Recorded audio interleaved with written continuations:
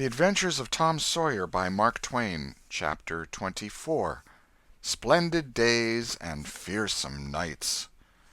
Tom was a glittering hero once more, the pet of the old, the envy of the young. His name even went into immortal print, for the village paper magnified him. There were some that believed he would be president yet if he escaped hanging.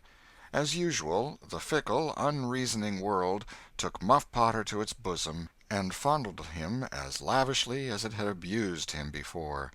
But that sort of conduct is to the world's credit, therefore it is not well to find fault with it.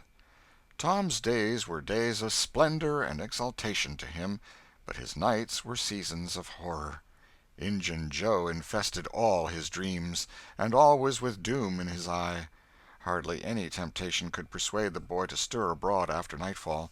Poor Huck was in the same state of wretchedness and terror, for Tom had told the whole story to the lawyer the night before the great day of the trial, and Huck was sore afraid that his share in the business might leak out yet, notwithstanding Injun Joe's flight had saved him the suffering of testifying in court. The poor fellow had got the attorney to promise secrecy, but what of that, since Tom's harassed conscience had managed to drive him to the lawyer's house by night and wring a dread tale from lips that had been sealed with the dismalest and most formidable of oaths. Huck's confidence in the human race was well nigh obliterated. Daily, Muff Potter's gratitude made Tom glad he had spoken, but nightly he wished he had sealed up his tongue. Half the time Tom was afraid Injun Joe would never be captured, the other half he was afraid he would be. He felt sure he never could draw a safe breath again until that man was dead and he had seen the corpse. Rewards had been offered, the country had been scoured, but no Injun Joe was found.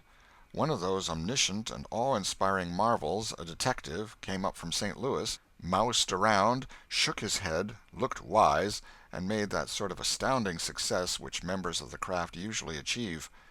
That is to say, he found a clue. But you can't hang a clue for murder, and so after that detective had got through and gone home, Tom felt just as insecure as he was before. The slow days drifted on, and each left behind it a slightly lightened weight of apprehension. End of chapter 24.